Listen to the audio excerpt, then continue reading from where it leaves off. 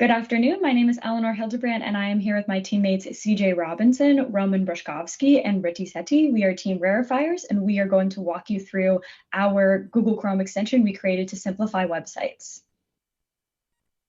When we initially got the RJI Innovation Competition prompt, the first thing we thought about was the people. We are trying to reach many individuals across communities to get them vital information, but some people are avoiding it, and some of the people who choose to avoid news are those who are closest to us. For me, it's my older sister who has actively been avoiding news for as long as I can remember. In conversations before the competition, during the competition, she would constantly say that everything was overwhelming to her. Larger websites for different newsrooms had too much going on and she just couldn't access it.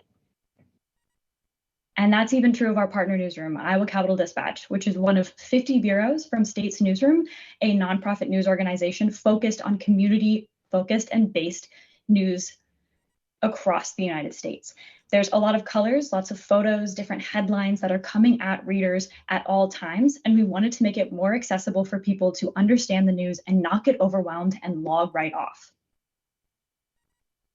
This is actually backed up by research as well. In 2024, a Reuters survey found that many consumers are increasingly overwhelmed and confused by the amount of news that they see every single day. And this causes something called headline stress, as the American Psychological Association found. When you get notifications in your email inbox or on your phone every single day, explaining the news in just a matter of words, it's overwhelming and it can actually lead to burnout. Because when there's stress across the whole body, it has a physical and emotional reaction that causes you to be more constantly and consistently exhausted. And so we decided to try and combat that by simplifying websites down. The first iteration of our project is on the left side and shows a way that we were trying to focus on getting the headlines and the photos and trying to iron out what that should look like for the user to access it a little bit more simply. And then the right side is our second iteration where we started to use more of similar functionalities to Iowa Capital Dispatch's website. You can click on the headline itself, the image, or the byline to make sure that you get to the article you're trying to look at. And we also used some of the colors and the newsroom. And from there, we developed a Google Chrome extension. You can see here, it's a widget you simply turn on and off, and it automatically simplifies the experience for our readers. You can also personalize it by adding individual categories that are more interesting to you as a reader and engage more directly with the news that not only you need, but that you're more interested in. And for implementation, I'll pass it on to CJ. Once we had the design, we had several different avenues to go down for implementation, but we ended up using a Google extension for a couple of reasons. First, it allowed us to work flexibly while not changing anything from the newsroom side. Second, we could utilize the publicly available RSS feed from Iowa Capital Dispatch, which pulls the most recent stories tagged by editors in each category. And lastly, it can be scaled quickly to other sites with similar structures like other states' newsrooms. In terms of how we actually implemented it, the languages we used are very common across the web, from JavaScript, HTML, and CSS. The extension keeps the homepage header and the footer while deleting the main content and injecting the content that we coded in. This content uses the same design principles and CSS stylings so that it is a consistent user experience overall, pulling from the site's RSS feed and mirroring the mastheads category that we see. It also allows users to add additional categories, as we saw from the demo, and then it will store those preferences so that on a user's second return, they will see the same experience and the same categories. The release timeline happened in 3 phases. The first one was in early February, and we developed a prototype that was very minimally developed, but it allowed us to take a first pass, look at the functionality, see what we wanted to change. It only allowed the user to change the site once, and then you had to refresh, and it didn't store any user preferences. For the second version, we made some design changes, had users save their preferences on a second return, and changed the tags based on some newsroom feedback, and also sent it out to a larger group with a survey that allowed us to iterate for a third time, which was the final version in early March. This was the one that was released to the Iowa Capital Dispatch newsletter and targeted Iowans specifically. It included final design edits. It also refreshed the functionality and handled multiple tags per story. So we wanted to try to combat some big challenges here, which was creating awareness about our product, perfecting it, and making sure it was tailored to its audience. Like CJ mentioned, we had 2 phases of surveys to do this, and we also worked in close collaboration with our partner Newsroom and continuously updated the plugin with improvements.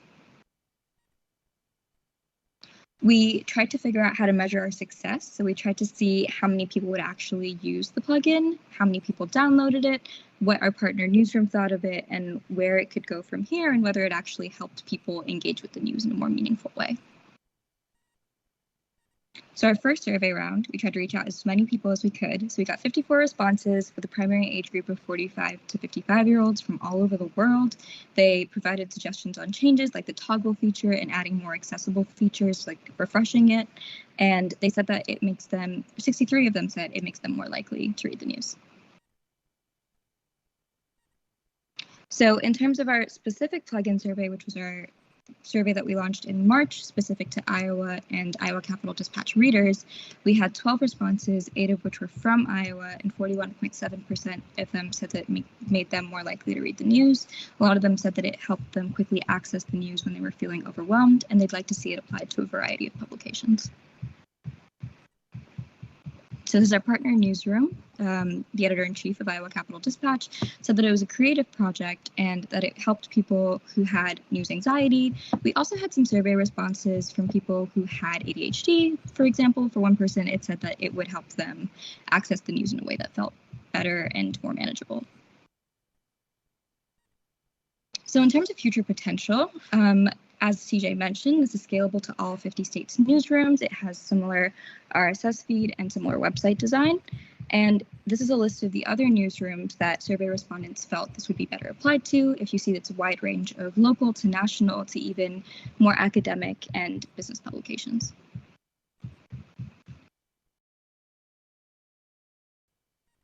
So our extension fills a noticeable hole in how news outlets approach their readers. We're specifically targeting disengaged readers who may be already familiar with a certain outlet's content, but are not being catered to and kind of just dropping out. The idea behind this is that this is a small investment and it's a reader-focused, sustainable project. So it will ensure outlets capture as much of their pool of interested readers as possible. It will lower the bar for engagement with content as well as engagement with the audience from the perspective of the newsroom. And it's an off-the-shelf tool that is still customizable to the needs of the audience and the wants of the outlet. There's no running costs, and it can be integrated directly into whatever pre-existing tech workflow exists at an outlet. And because of its accessibility, it has a wide reach. As Ricky mentioned, we've gotten feedback from people who have said that it helps them deal with news anxiety, as well as those who may face a barrier accessing news due to ADHD or any other sort of cognitive obstacle. It's replicable and it's malleable to each outlet's preferences because it's a plugin. It's completely scalable. Each individual user downloads it into their browser themselves, so there's no infrastructure needed on the back end. It's applicable to a wide range of tastes, and it's completely reader focused.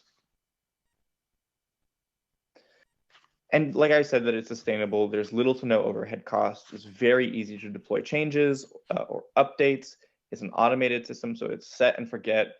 Basically, it's a one-time investment from outlets to try and capture an additional percentage of their potential audience. And because it's opt-in, outlets don't have to do anything past the initial deployment. And thank you. That's our presentation. We appreciate the opportunity.